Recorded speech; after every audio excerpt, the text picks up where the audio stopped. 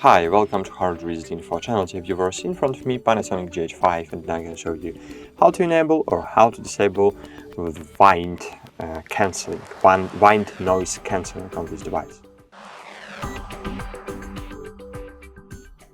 So when the wind is blowing and it's in this situation, of course, in this situation is difficult to capture good sound on the street.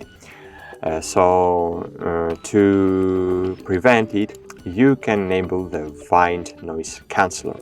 You can switch it to off, to standard, or to hide. Of course, when it's enabled, it's slightly maybe damaging the audio quality, of course, because it's like any normal noise cancelling. Okay, so noise cancelling always damaging the audio quality, but of course it's be better when